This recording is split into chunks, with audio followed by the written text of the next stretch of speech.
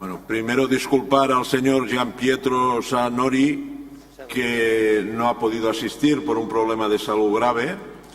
Entonces, bueno, nos va a dar la charla el doctor Antonio Callén, conocido de todos ustedes, director técnico de porcino de Merial, y nos va a dar la charla sobre aspectos epidemiológicos y de diagnóstico de la influenza porcina. Cuando quieras. Muchas gracias, señor presidente. Juan. Bueno, esto ha sido una cosa que ha sucedido de repente, como pasan las cosas de salud. El doctor Sandri nos llamó hace 3 días, creo que fue, y comunicó al comité, y me llamó a mí personalmente también, ya que le habíamos invitado y nosotros había salido la idea y lo patrocinábamos, para decirnos que él había estado en una reunión de peers el fin de semana pasado en Grecia, creo que era. Algunos de los presentes incluso estaban allí. Y que, bueno, cuando volvió a casa pues tuvo un problema de salud y entonces le había recomendado el médico no viajar. Yo no sé si conocéis al doctor Gian Pietro Sandri. Es una persona muy seria, es un veterinario ejemplar. Internacionalmente es muy conocido porque acude a muchos congresos y suele participar dando conferencias o haciendo muchas preguntas. Él es el director técnico del Grupo Veronese y la verdad es que yo le he seguido en 3 o 4 conferencias sobre influenza y creímos que era muy interesante compartir sus experiencias con nosotros. Es una pena que no haya podido estar aquí. Evidentemente, lo que nosotros no vamos a hacer, no vamos a pretender es presentar su exposición. Según me comentó por teléfono, no lo he comprobado, él envió la charla a la organización para que lo colgaran en la web de ANAPOR. Entonces podremos por lo menos tenerse, y si hubiera preguntas, pues yo mismo me ofrezco a que si me las mandáis yo las recanalizaría en el supuesto de que la organización no pudiera hacerse cargo. Bueno, entonces, ¿qué hacemos? El señor Sandri no viene, tenemos 2 días por delante. Bueno, pues la verdad es que nosotros estamos trabajando en el tema del diagnóstico de la influenza y decidimos decir, mira, si os vale, pues como dicen eso, ¿no? Es una oportunidad, ¿no? En realidad es una oportunidad. Entonces, algunos ya me habéis oído temas de estos. Lo que hemos hecho en SEPOR, se presentó una charla mucho más escueta sobre este tema. Y es un tema en el que estamos insistiendo mucho. Llevamos trabajando 1 año y medio sobre diagnóstico de influenza y hay mucho movimiento. Entonces, era un poco lo que queríamos comunicar, un poco como reemplazar, que no, obviamente no vamos a conseguir la charla al nivel de Gian Pietro. Bueno, nosotros hemos planteado el siguiente esquema. Una introducción sobre el concepto de la gripe endémica, algunos aspectos epidemiológicos, como rezaba el título, aspectos diagnósticos, y nos hablaremos un poquito del diagnóstico clínico y el diagnóstico laboratorial. Es muy molesta esta luz, no sé si os dais cuenta, realmente te ciega, ¿no? O sea, no se puede ver el público, lo siento. Y bueno, y luego daremos las conclusiones. Bueno, esta diapositiva corresponde a un estudio hecho por el CRESA, es la tesis doctoral de Simone Giffre, de Merichel, compañera de algunos que están por aquí, y en la que han trabajado durante estos últimos años. En el CRESA se han hecho varias experiencias, se están haciendo sobre influenza, ¿no? Y en esta concretamente veis que es un estudio epidemiológico que forma parte de otros estudios sobre la gripe, en el cual se estudiaron en 100 granjas repartidas por toda la geografía nacional 2.151 cerdos. Y veis que la seroprevalencia que se miró por ELISA, por anticuerpos frente a la nucleoproteína y por inhibición de la hemaglutinación frente a los subtipos clásicos, y se encontraron estos resultados: H1N1, H1N2, creo que es, y H3N2. Fijaos que estos gráficos son equívocos. Yo alguna vez trabajando con los compañeros dicen, oye, estos gráficos están mal hechos. Digo, bueno, yo no los he hecho, no es que estén mal hechos, o sea, este es el umbral de positividad y lógicamente aquí presentamos títulos y entonces hay que leerlos este vertical y este horizontal, ¿vale? O sea que realmente, como veis, la prevalencia es bastante alta. Bueno, simplemente estos puntos para que veáis la distribución por la geografía nacional. Es decir, serológicamente hablando, hay una alta prevalencia de la gripe. Bueno, claro, muchos de vosotros diréis, pues yo veo muy poquita gripe. Y habrá gente más veterana que dirá, yo hace años que veo algún que otro brote, pero muy poquito. Porque generalmente hablamos de la forma clásica, de la forma, digamos, aguda o sobreaguda. Y la doctora Krista Gudel, bueno, pues nos ha estado enseñando diapositivas cómo el virus ha cambiado epidemiológicamente en su forma de circular. Bueno, no voy a insistir en las formas de diagnóstico. Entonces, la cuestión es, dice, si es tan prevalente ese virus, si serológicamente está en todos los sitios, ¿por qué nos pasa desapercibida la gripe? Entonces, bueno, yo en vez de poner un círculo vicioso, que es en el que considero que hemos caído durante años, he puesto el círculo virtuoso, ¿vale? Porque suena un poquito mejor.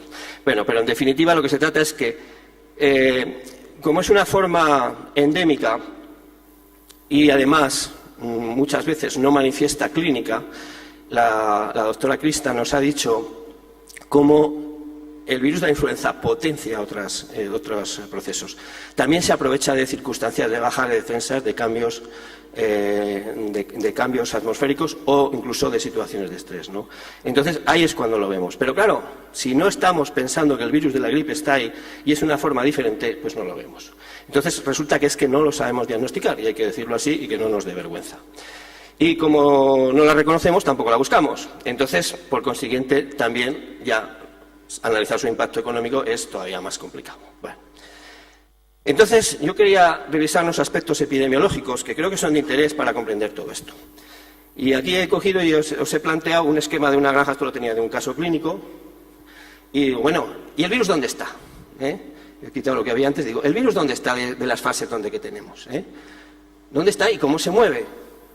Bueno, pues con gran sorpresa, yo no sabía que estaba la doctora Krista Gudel aquí. De hecho, yo tengo algunas diapositivas de ella y no sabía que iba a venir. Hemos estado hablando antes ahí en donde los stands. Bueno, pero me alegra ver cómo todos estos estudios con fluidos orales están mostrando, nos están enseñando muchas cosas. Bueno, pero también, insisto, en los estudios del CRESA, pues han hecho cosas que no se habían hecho y que son bonitas e informativas. Concretamente, esta es una granja pequeña de ciclo cerrado, en la que ellos hicieron pues, bastante trabajo de muestreo con escobionaje nasal. En este caso, ellos no trabajaron con fluidos orales todavía, era escobionaje nasal. Y fijaos, esta es la parte de las parideras. Fijaos, estos son, cada cuadro son camadas. Los puntos negros son lechones que tenían virus en sus conductos nasales, un poco lo que nos ha estado hablando la doctora Gudel. Fijaos que cuando estos lechones se mueven las transiciones, y estamos aquí, resulta que aquí no se encuentra el virus, y aquí se lo encuentran todos juntos. Se ve que estaba circulando en este momento aquí, y que aquí posiblemente pues ya no estaba circulando, estaban inmunizados o lo que fuese. Pero es que estos lechones se mueven aquí, a esos corrales, y ya no está el virus, está en otros que estaban no eran tabiques cerrados, sino que estaban en conexión aérea. ¿Qué nos está explicando esto? Pues lo que estábamos viendo antes, que realmente el virus se mueve a sus anchas y puede ser que sin clínica o a veces con clínica está infectando a los animales. Y no lo hace de una forma súbita, sino que lo hace con el tiempo. Bueno, aquí tengo... Este trabajo también lo he querido presentar en ese sentido porque hablaba de las dos cosas, ¿no? De los escobionajes nasales. Esto es en una granja en la que estaban vacunando y cambiaron el programa vacunal. Son datos de César Corzo, de Minnesota, el equipo de Monse Torremorel. Y fijaos cuando hace el escobionaje nasal. Ellos habían visto que no acababan de controlar con el programa que tenían el virus. Y veis que a medida que avanzan individualmente en los muestreos, en edad, aumenta la prevalencia. ¿Qué sucede cuando lo haces en fluidos orales? Fijaos la diferencia. O sea, el histograma amarillo son los positivos y el gris son los dudosos y el rojo los negativos. Fijaros a nivel individual. Claro, aquí hacen muestreo, no recuerdo el número de escobiones que había, pero no sé si eran 16 animales. Y aquí ya son por corral. Fijaos la diferencia. Es lo que nos estaba hablando antes la doctora Gudel. Bueno. Entonces, en definitiva, lo que nos encontramos es un perfil de este tipo. Normalmente, nosotros cuando vemos clínica y cuando detectamos bien la circulación, porque hasta ahora no estábamos trabajando con fluidos orales en las maternidades, estábamos trabajando más bien en cebaderos y en transiciones, como luego mostraré. Lo que encontramos es que en esta fase es donde, al perder inmunidad maternal los lechones y tener que pasar a la inmunidad activa, es donde vamos a ver más circulación y también donde podemos encontrarnos en algunas granjas problemas clínicos, en otros no. Bueno, en definitiva lo que vemos es esto. En la forma endémica normalmente circula en esta fase. También en las cerdas nuevas, en las cerdas que entran de reposición, podemos tener, pero no es una circulación tan obvia y los muestreos hay que cambiarlos, un poco como lo decía Cristo. Bueno, esto es un poco una imagen de lo que encontramos en las lechoneras. Entonces, visto esto, pasamos un poco a los aspectos diagnósticos. A nivel clínico y anatomopatológico, esta es una enfermedad también un poco truculenta, o una infección truculenta, ¿no? ¿Cómo la reconocemos? Bueno, en las lechoneras, en las transiciones, como decía, cuando pierden la inmunidad maternal, los síntomas suelen empezar a partir de la semana del destete y hay un goteo de cerdo. Está relacionado con sus poblaciones en cuanto a las madres cerdas que son negativas o que tienen menos inmunidad frente al virus presente o los virus presentes y otras que tienen más inmunidad. Entonces, esto va escalonado, no es rápido. Y hay un goteo de cerdos que quedar atrasados, pues con fiebre, que tos suele haber, puede haber algo de lacrimeo, conjuntivitis, a veces vemos disnea, en fin, pero es una cosa que va como dando saltitos que no es espectacular, ¿no? Al final lo que consigue es que los animales se quedan retrasados porque no comen bien, están por lo menos una semana enfermos, los tratamientos cuando los tratamos no responden bien y luego se van recuperando. Eso da lugar a desigualdad y que cambia un poco los flujos. Bueno, también, como decía aquí al final, pues puede aumentar la mortalidad, depende de los agentes complicantes que tengamos o incluso de los agentes primarios, como nos decía Krista, por el tema por la asociación de PIRS y de influenza. Que generalmente eso se lo achacamos al PIRS, pero es cosa de dos. Bueno, en cuanto al impacto económico, yo he recuperado un artículo de hace muchos años en el que es la primera referencia que yo he visto sobre la forma endémica o recurrente de la gripe en las lechoneras. Entonces, ya lo describía así, el autor Tom Gillespie lo describía como que aumentaba la mortalidad de forma discreta, veis, pasar de 0,9, 1,8 a un 3,5, son unos 2 puntos, reducción del consumo del pienso en un 15 o un 20%, en la fase de manifestación de los síntomas, reducción del peso a la salida de la transición, lo he puesto ahí en kilos, pero ya veis en la gráfica que él habla en libras, lógicamente, pero era un trabajo, como veis, del 99. Y aparición de complicaciones bacterianas y falta de respuesta a los tratamientos, como estaba diciendo. Entonces, él lo que marcaba es que había encontrado esta irregularidad. Él lo diagnosticó en este momento a base de serología, de hacer seroperfiles transversales. Bueno, y a partir de ahí se vio que para diagnosticar esta enfermedad es muy importante el soporte laboratorial o esta infección.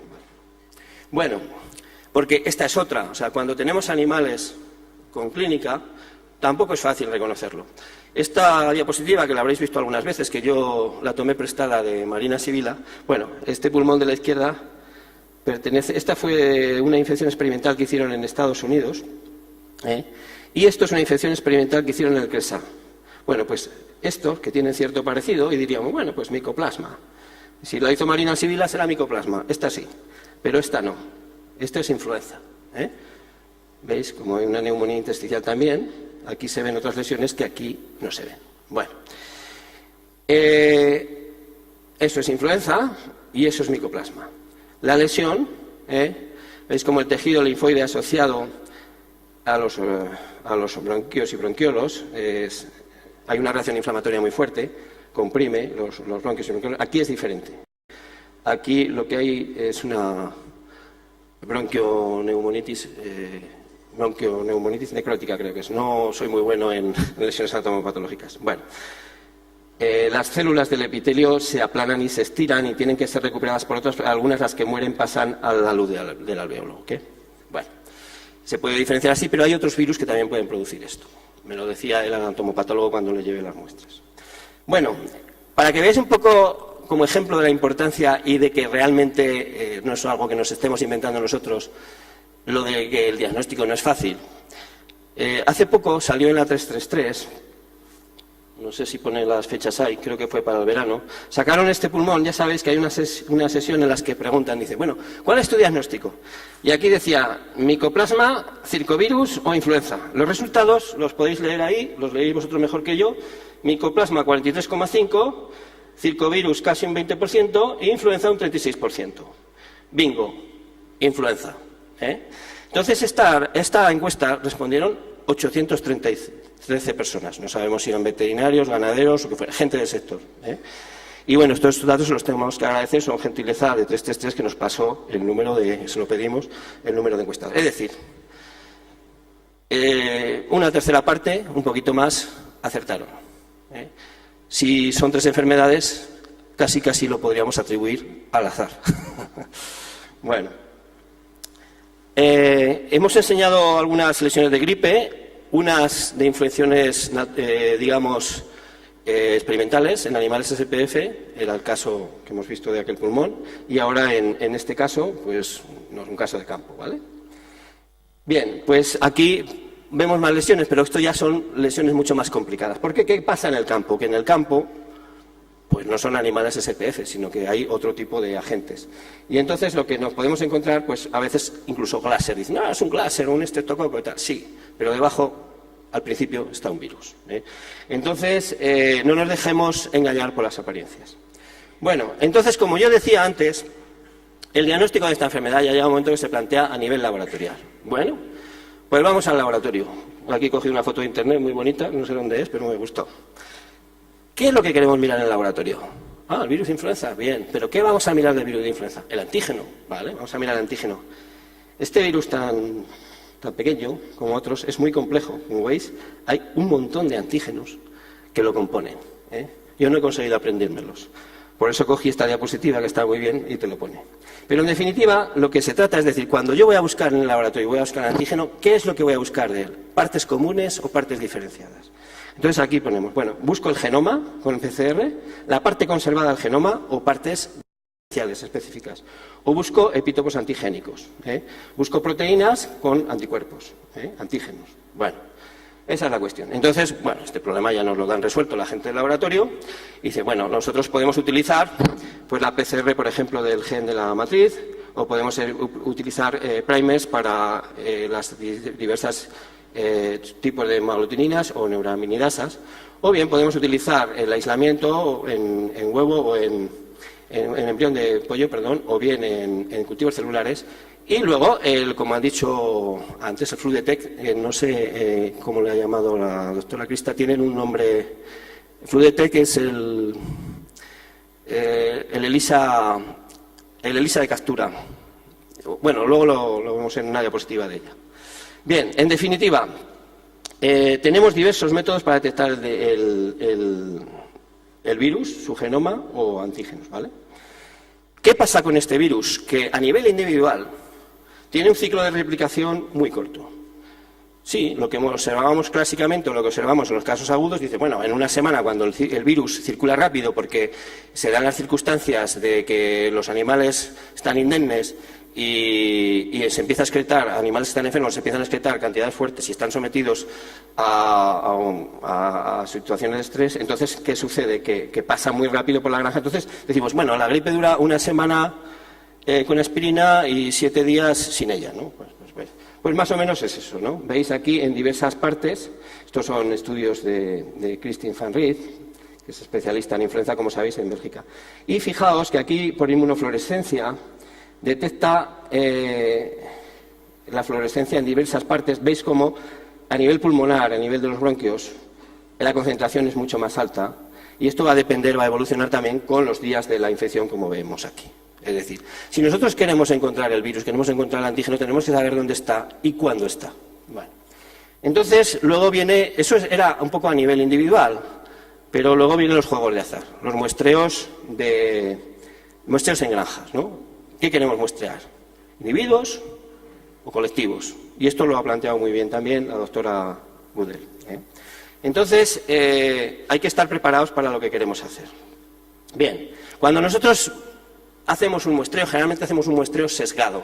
Vamos a buscar el animal que está con síntomas, no lo hacemos al azar. Eso es una surveillance que llaman, o una monitorización epidemiológica, pero cuando vamos al diagnóstico nos vamos a animales que están con síntomas compatibles, a individuos, y tenemos que mirar que tengan fiebre, mucosidad nasal si es posible, líquida, que tengan tos o tal, que estén mal, que no coman. Entonces ahí lo que hacemos es escobillonaje nasal y intentarlo después hacer PCR o bien la técnica esta del Flu Detect,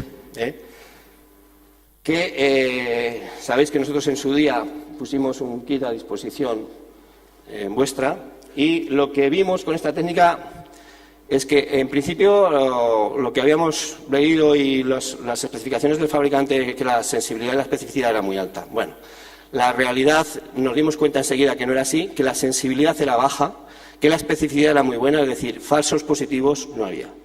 Cuando aparecía un positivo era positivo, pero muchos negativos no eran negativos, eran falsos negativos. Bueno, pero una técnica con mucho interés por su aplicación en el campo, rápida, en 15 minutos y no tener que mandar al laboratorio. Bueno, como digo, estos estudios se presentaron, yo los he tomado de la ASV, aquí el equipo de Brussels. Veis que comparan el PCR con el Flu Detect y lo que se encuentran es que hay muchos falsos positivos. Dan negativos en el test, pero son positivos por lo menos por la técnica que sería de referencia, que es el PCR, aunque aquí no es exactamente el gold estándar, pero actúa como gold estándar. Bueno, pero además hubo otros trabajos que se presentaron ahí, del equipo de Duquet, y esto eran infecciones experimentales. Lo que hacen es a 3, 4, 5 y 6 días posinfección en animales no vacunados y en animales vacunados ven el porcentaje de positividad que da el test.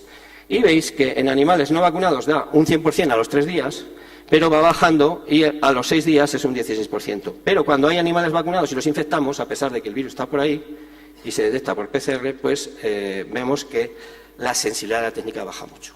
Es decir, que en presencia de anticuerpos, aunque no sean vacunales, vamos a tener más dificultades de encontrar el virus con esta técnica. Bueno, insisto, eso era un poco a nivel individual, pero cuando nosotros trabajamos a nivel colectivo, decimos, vamos a hacer un muestreo y cogemos una técnica de este tipo, dices, bueno, yo he hecho unos cálculos así, grosso modo, dices, mira, si consideramos que el 10% de los animales que yo voy a muestrear, una transición de 500 animales, yo voy a muestrear al azar, consideramos que hay 500 animales y el 10%, vamos a suponer, están infectados, o sea, la prevalencia real es 10%, resulta que con esto, sacando un promedio, supongamos que están repartidos entre el día 3, 4, 5 y 6, pues me sale una prevalencia, una sensibilidad, perdón, del test del 0,65.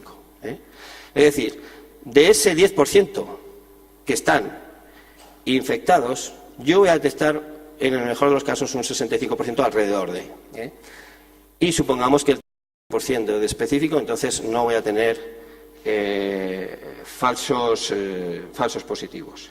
Entonces, partiendo de esas premisas, con esas características del test, si yo muestro al azar en función de la prevalencia que yo tenga, estos son curvas de prevalencia y no veréis los datos, pero yo os los digo. La línea azul, que es la de abajo aquí y que está arriba en el cajetín, en la leyenda, es un 1% de prevalencia, luego está el 2, el 5, el 10 y el 20, ¿vale? Entonces, la de arriba sería un 20% de prevalencia y esta sería un 10%. Entonces, en este caso, en un 10% de prevalencia, si yo tomo 10 muestras, las probabilidades que tengo de detectar el virus en esas condiciones van a ser de un 53%. Me voy a tener un 50% de probabilidades de encontrar que el virus está ahí. Claro, si subo al 20% de prevalencia, ya subo al 80 y tantos % de posibilidades. Decimos que eso, en el caso de que lo hiciéramos al azar, si lo hacemos buscando los animales enfermos, pues con clínica es más alta la probabilidad. Pero es importante tener en cuenta esto porque muchas veces nos decimos, ¿cuántos animales muestreamos? Y bueno, cuando estudias el seguimiento que hacen en Estados Unidos de monitorización para los programas de influenza de cara al riesgo epidemiológico para la salud humana, ellos suelen hacer PCR y son 10 muestras lo que toman, ¿vale?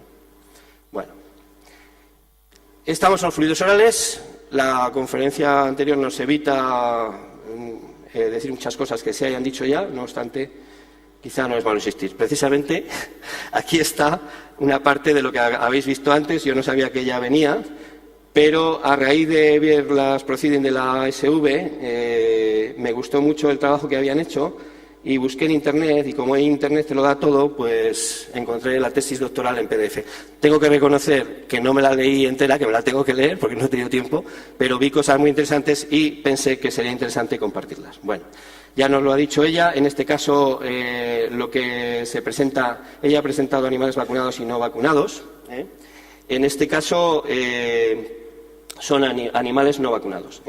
Y a la izquierda veis que es fluidos orales y a la derecha escobiones. Ella lo ha explicado y, sobre todo, lo importante, el mensaje aquí más importante es que los fluidos orales son capaces de detectarnos el virus mucho más allá que el escobillonage nasal. Es decir, nos han cambiado el paradigma, ¿vale? Bueno, también esta gráfica me gusta mucho de los estudios de Ana Romagosa, que estuvo también con Monse Torremorel, y en algo similar a lo que nos ha mostrado la doctora Krista Budel, pues también en influenza ellos llegaron a la conclusión de que con un 10% de animales más o menos infectados en el corral, un animal de 10, tenemos un 70% de posibilidades de detectar el virus cuando hacemos un muestreo de grupo, ¿ok? Fluidos orales. Y cuando estamos en un 18% ya prácticamente detectamos en el 100% de los casos. De ahí viene otra diapositiva que yo se la vi a Jeff Zimmerman en Jeju. Me sorprendió porque nosotros habíamos empezado a trabajar en fluidos orales y no nos explicábamos cómo nos salían tantos positivos. Hoy ya no es ninguna sorpresa, y si yo hubiera visto la conferencia de la doctora Budel entonces hubiera entendido las cosas muchísimo mejor. Pero esto me abrió mucho los ojos. Y este trabajo, que luego he ido buscando la referencia, es de Matt Allerson y de Monse Torremorel, y he encontrado la publicación. Esto, en una unidad de Win to Finish, se metieron los lechones, en unos 1000 lechones, me parece. Aquí se hicieron escobillones nasales, 60 swabs tomados al azar, y la idea era que se hacían unos muestreos en estos días, ¿veis?, con intervalos más o menos de una semana, 10 días. La idea era espaciarlos después, y que cuando salieran dos secuencias negativas, entonces se dejaba de muestrear. Por eso aquí veis que hay una circulación del virus a nivel individual. Cuando miramos 60 animales, vemos como hay una circulación relativamente rápida y luego negativo. No han seguido estudiando aquí. Pero cuando lo miramos con fluidos orales, nos encontramos que hay sorpresas como que a los 47 días te salen un 80% de los 12 corrales muestreados te salen positivos. Es decir, algún animal ha entrado en contacto con el virus y está en los fluidos orales. Esto cambia, como digo, el paradigma. Es decir, es mucho más fácil encontrarse con fluidos orales el virus por la sensibilidad de la prueba, aunque esta prueba no es idónea para el tema de aislamiento, como ha dicho la doctora Krista, y como ya ha dicho también, esto nos va a orientar más en que el virus está ahí, pero relacionarlo con la clínica es otra cuestión. Está dicho ya. Entonces, lección: muestreo individual distinto de muestreo por grupo. Bueno, estos son un poco un resumen que presentamos nosotros en Edimburgo. No me he molestado ni en traducirlo porque andábamos con mucha prisa. Como os digo, ha sido cuestión de 2 días. Y nosotros lo que clasificamos es, hacemos muestreos que nos mandáis vosotros, y recomendamos pues hacer muestreos en la transición o el principio del cebo, y generalmente son granjas que han visto alguna problemática. Entonces es un muestreo sesgado, ¿vale? Luego, cuando clasificamos, generalmente se hacen 2 valencias, PIRS y influenza, se hacen por PCR. Entonces clasificamos como doble negativo, como positivo de PIRS, negativo de influenza, como al revés, positivo de influenza, negativo de PIRS, y doble positivo. Es decir, hacemos una tabla de contingencia, ¿vale?, para poder luego, cuando trabajamos con la base de datos, manejar mejor esos datos. ¿Qué vemos aquí? Que hay granjas en las que se muestrea solo una muestra, se toma solo una muestra, generalmente en la transición, y hay granjas en las que se toman pues 2 o 3 muestras. Entonces, de tomar una muestra a tomar más de una muestra, cambia el porcentaje de estas categorías que nos encontramos. Así, Si tomamos más de una muestra, nos encontramos que baja el porcentaje de dobles negativos y en beneficio de los que son o bien positivos de influenza y negativos de Pierce o bien dobles positivos. Esto tiene su lógica, es decir, hacer una muestra es poco representativo. Cuando hacemos más, tenemos más posibilidades de encontrar el virus. A pesar de que es un muestreo que es muy exitoso en la localización del virus, pues a veces lo ponemos en unas condiciones un poco extremas. Bueno, y lo que encontramos ahí también, categorizando por lechones de transición de menos de 6 semanas o más de 6 semanas, y comparado con el cebo, esto sería total destete, aquí categorías, estratificación por edades, comparado con el cebo, lo que encontramos en el mensaje básicamente es que en cebo el porcentaje de dobles negativos es mucho mayor, es decir, encontramos mucha más circulación, que sería el resto, de Pierce y de influenza en las transiciones. Y concretamente, fijaos como aquí se ve que de influenza positivos y Pierce negativos encontramos pues el doble. Bueno, hay que ver también el tamaño muestreal, no hemos puesto los intervalos de confianza, pero básicamente con esas diferencias se podría decir que en un chi cuadrado o con una F de Fisher, seguramente, de hecho lo calculamos y tendría significativo, me parece, no está puesto aquí. Bueno, hemos visto el antígeno, vamos a por los anticuerpos. Y este es un reto apasionante, ¿no? Porque realmente a mí me gusta mucho la serología, llevo muchos años con ello, hay gente que me tacha de inmunólogo, yo no soy inmunólogo, pero me gusta la inmunología y la serología, y creo que en este país la estamos utilizando mal, estamos abusando de ella, y que la utilizamos como diagnóstico cuando en realidad no siempre tiene ese valor. Bueno, pero es que en la gripe siempre ha supuesto un reto para mí, como en otras valencias, ¿no? Y claro, yo muchas veces me niego, digo, no vamos a hacer serología de influenza porque no nos va a servir para nada. Bueno, entonces aquí quiero un poco explicar por qué algunos de vosotros, digamos que me he enfrentado un poco, he estado en contra de vuestra opinión. ¿Ven? Bien, entonces en anticuerpos tenemos distintos tipos de anticuerpos, ¿no? Bueno, hemos visto que la prevalencia es muy alta, que decimos que, y lo queremos demostrar, que la serología en principio es poco fiable como método de diagnóstico. Lógicamente, para diagnosticar tendríamos que hacer muestras pareadas. Después, la referencia que es la inhibición de la hemaglutinación, hay poca disponibilidad, en lo que se dice a nivel de campo, más bien a nivel de investigación sí. Y además se ha visto en los últimos años que, cuidado, porque a veces te encuentras un H1N1 y no te da con la cepa reacción con la cepa H1N1 que tú tienes de referencia en la inhibición de la hemaglutinación. Y esto está dando problemas incluso en países del norte de Europa, que me han llegado noticias de eso. Dicen, no, es una cepa nueva, ¿qué tal? Que no sé qué. Bueno, pues aquí hay una tesis doctoral, que es la de Gerard Martín, que habla ampliamente y hace una secuenciación incluso de los subtipos y ve las diferencias en comportamiento de respuestas cruzadas serológicas. Y la verdad es que la H1N1 es complicada. Hay muchas H1N1s. Bueno. Luego, la baja sensibilidad a las pruebas de ELISA, presentaré unas diapositivas ahora.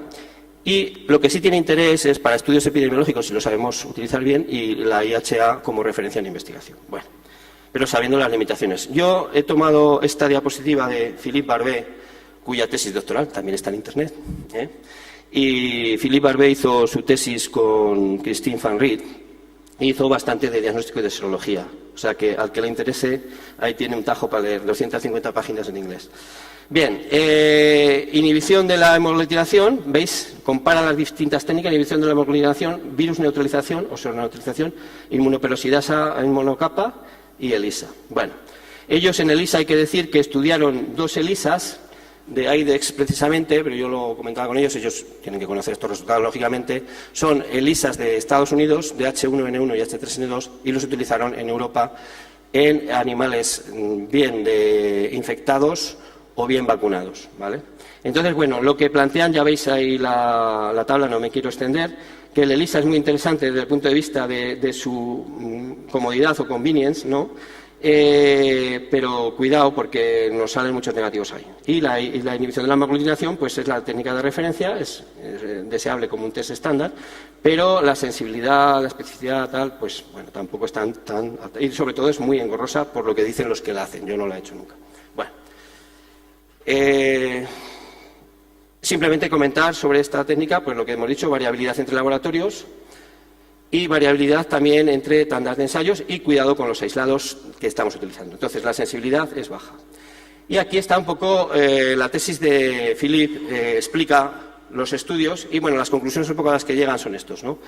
Que sueros de animales vacunados con vacunas que se estaban utilizando comercialmente en Europa y de animales infectados con su tipo H1N1 europeo, los probaron el test H1, IDEX americano, y a pesar de ser claramente positivos en la prueba de ellos, se encontraron fue esto.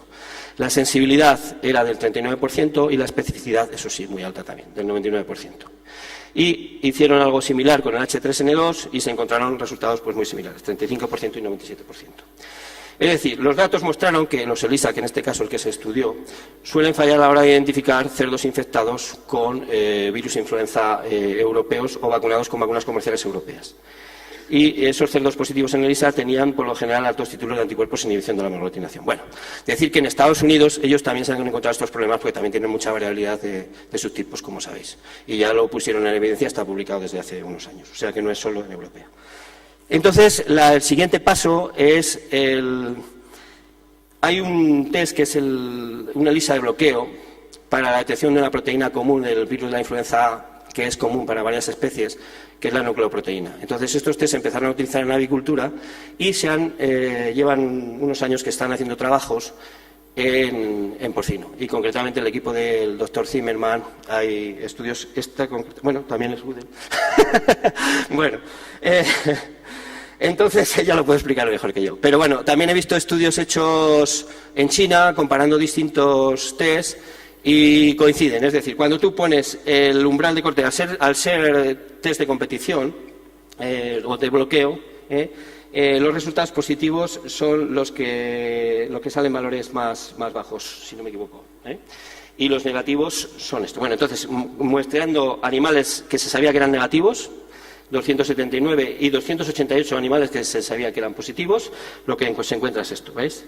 Que hay una discriminación muy buena, cuando ponemos el punto de corte aquí, hay una discriminación muy buena entre positivos y negativos. Bueno, hay unas pocas muestras que se escapan ahí, es biología, y veis que la sensibilidad la cifran en 95,5% y la especificidad 99,6%. Eso, francamente, es para quitarse el sombrero, ¿vale? Bueno, entonces decir que, claro, aquí no estamos diferenciando subtipos. Bueno, y luego hay estos mismos estudios, que no los ha presentado la otra, ya los presento yo, ya nos los puede explicar mejor, en los cuales hicieron animales también, el esquema está aquí, hicieron animales que al día menos 42 incluyeron 82, bueno, algo ha comentado ya, sí, 82 animales antes de la vacunación, luego vacunaron el día menos 21 y menos 7, aquí, está puesto, y después lo que hicieron fue infectar, que es el día 0. Y entonces veis ahí la respuesta, cómo el porcentaje de bloqueo va aumentando y cada vez los valores de SN, de muestra frente al negativo, las ratios, pues van bajando. Es decir, que estos animales darán un resultado positivo en el test. Bueno.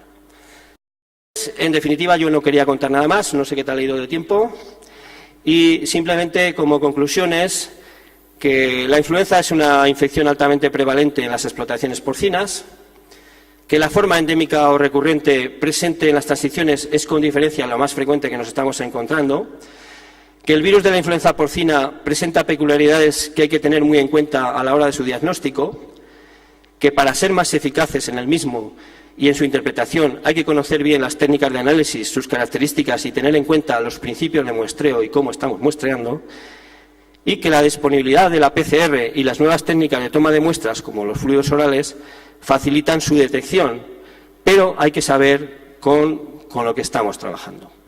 Es escasa la información sobre las pruebas serológicas, como digo, sobre las antiguas incluso hay poca información y sobre las nuevas pues está saliendo, afortunadamente. Y es decir, que es escasa la información sobre las pruebas serológicas que más ampliamente estamos utilizando y, sin embargo, todo apunta a su baja sensibilidad. Y las pruebas ELISA de bloqueo presentan unas propiedades que pueden ser muy útiles para tomar decisiones en el campo y hacer seguimientos epidemiológicos y saber qué está pasando. Entonces, muchas gracias por vuestra atención. Ya digo, esta no era mi charla, pero bueno, ha sido una oportunidad y para mí ha sido un placer. Espero que para vosotros, por lo menos, no haya sido un tostón. Gracias.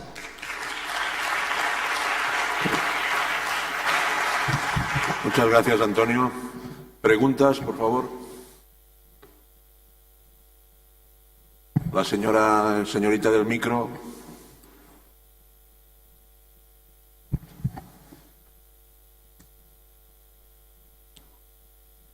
Hola. Buenas tardes, Antonio. Muchas gracias por el esfuerzo, porque yo soy conocedor de toda la problemática que ha habido. Y la verdad es que hay que agradecerte mucho el esfuerzo de haber intentado cubrir todo el problema que ha habido con el señor Gianpietro. De verdad, muchísimas gracias. Gracias. Felicitarte por la presentación. No, solo quería hacer una pregunta, porque me ha parecido entenderte que el flu de TEP era una ELISA de captura de antígeno. Sí, es una ELISA horizontal y también se les llama ELISA de captura, sí. Sí, lo que ocurre es que yo creí que funcionaba con los principios de inmunocromatografía y por eso había esa cantidad de falsos negativos, pero bueno, no lo tenía catalogado como ELISA de captura, pero vamos. Bueno, en realidad hay una inmunocromatografía porque lo que hace es una capilaridad, pero tú tienes una parte donde una vez que ha habido esa capilaridad, si llega el antígeno, hay un anticuerpo que está fijado frente a ese antígeno y luego hay la reacción típica de ELISA con el revelado. Entonces, yo, curiosamente, en Internet también ves muchas cosas de estas que hay en humana y hay unos dibujitos muy bonitos y tal, y hay muchos que lo catalogan como ELISA de captura. No sé si la doctora Gudel. Yo es que pensé que podía ser catalogado como una prueba enzimática, pero vamos, de captura tradicional no lo tenía catalogado, pero bueno, los criterios hay que tenerlos siempre remitidos al fabricante de los kits, o sea que no hay ningún problema por modificar la opinión. Muy bien. Yo cuando encuentre eso te lo mando, ¿vale? Me lo reclamas si no. No, sin problemas, ¿eh? No, porque no, a mí me sorprendió también, perdona, No soy partidario de ese tipo de técnicas que dan tanto falso negativo. Hombre, tiene su su utilidad. problema, dadas las tecnologías que hay ahora y los nuevos sistemas, mejor trabajar con técnicas que puedan darte mayores niveles de sensibilidad, Sí, claro, estoy de acuerdo. está claro. Pero vamos, no, éramos un tema de curiosidad. Nosotros prácticamente hemos desistido de utilizarlo, pero tiene una cierta aplicación en el campo, sabiendo sus limitaciones, pero bueno, a veces funciona. Bien, gracias. Gracias a ti y a la organización.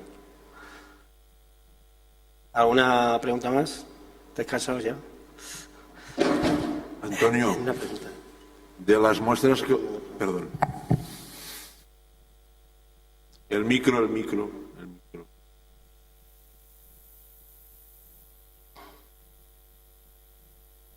A mí me gusta que me hagan preguntas, ¿eh? Algunas, si no las sé, pues las digo. Yo hago preguntas y me gusta que me hagan preguntas, o sea que no...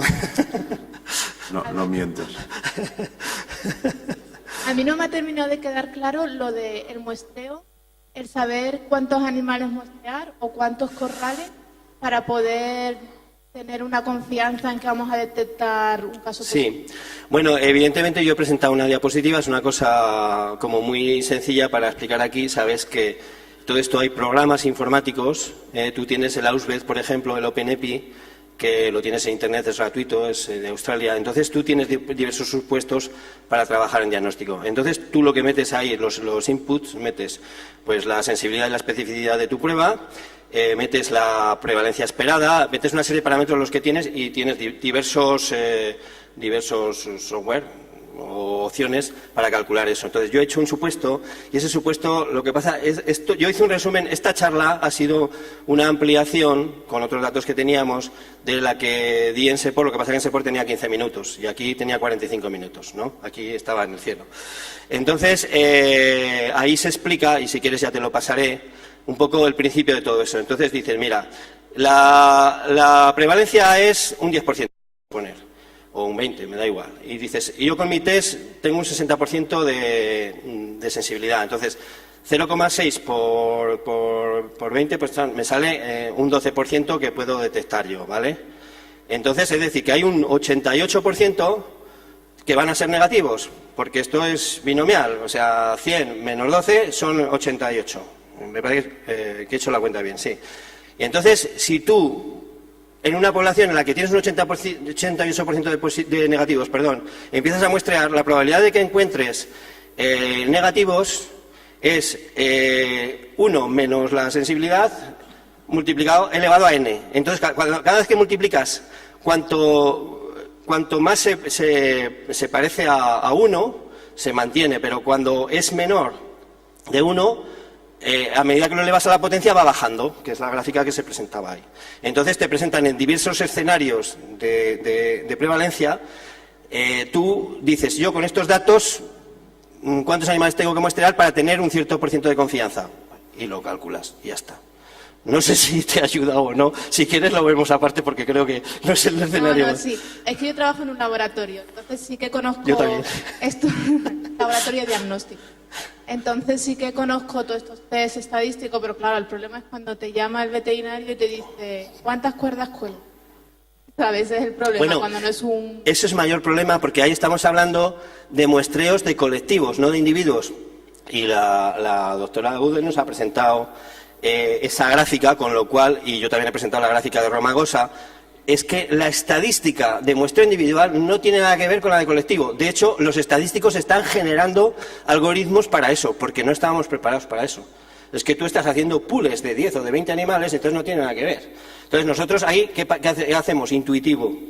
Es decir, cogemos y sacamos, pues mira, una muestra de 5 semanas, otra a las 6 y otra a las 8, al final de la transición. Claro, ellos están con protocolos más refinados, por eso yo le preguntaba a ella que cómo lo hacían en la práctica, pero parece ser que están empezando, es que todo esto se está desarrollando, ¿vale?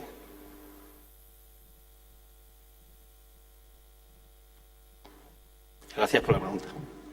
Yo te quería preguntar, has sacado una diapositiva que había un gráfico de relación PIRS positivo y gripe positiva. Sí. Entonces, de los análisis que a vosotros os mandan del campo para determinar PIRS, ¿hacéis también gripe para ver en cuántos el PIRS puede ser hasta incluso secundario? Bueno, vamos a ver. Nosotros lo que hacemos es recibimos muestras tomadas así, como estaba comentando. Hay gente que toma una muestra, o generalmente toman 2 o 3 muestras en las transiciones, o a veces transiciones y una en cebo, y ahí fluidos orales, y ahí lo que trabajamos es, generalmente trabajamos con los 2 virus, el influenza y el virus PIRS. Bueno, nosotros pedimos un historial y bueno, a veces nos hacen un resumen del historial y tal, pero claro, lo que ha dicho la doctora Krista Udel, esto es un seguimiento de que el virus está ahí, pero relacionarlo con la clínica es otra historia, ¿vale? Entonces, para eso tendríamos que hacer el escobionaje o bien animales en bajas, coger muestras de pulmón, en fin, todo este tipo, otro tipo de diagnóstico más individualizado. La cuestión, nosotros hicimos también una prueba, lo planteamos a una empresa y dijimos, bueno, ya que estamos haciendo sesgo, porque estamos siempre muestreando animales de granjas con problemas, ¿qué pasa en granjas en las que no tienen problemas? Y dijimos, bueno, pues vamos a coger una empresa que nos mande muestras de granjas donde no tienen problemas y granjas donde tienen problemas. Claro, eso habría que hacerlo en muchas granjas y lo hicimos pues en un número limitado, ¿no? Me parece que eran 10 granjas sin problemas clínicos de la transición y 10 granjas con problemas compatibles. Y entonces encontramos que era la asociación de PIRS y influenza lo que se relacionaba más con la clínica. Parece que era un poco más el PIRS, pero había la odds ratio, era cuando estaban los dos, ¿vale? O sea que hay, que yo me alegro que lo ha comentado la doctora Gudel también, cómo hay una asociación, hay una interacción. Claro, ese estudio se tenía que haber ampliado más, pero estas cosas, pues uno no siempre puede hacer lo que... Gracias. Lo cierto es que luego cuando hay varias granjas de esas, que luego hemos implantado programas vacunales y pega un cambio tremendo. Cuando tú quitas y haces un vaciado para el PIRS, te quitas un problema de influenza también. Porque es que en la transición se comportan de una forma similar siendo muy distintos. Porque uno no produce viremias y el otro sí, porque uno tiene viremias muy prolongadas y el otro, ya he visto, 7 días en presencia, o sea que no. Pero se comportan parecido. Bueno, está bien, ¿no? Muchas gracias, Antonio, por tu charla. Bueno.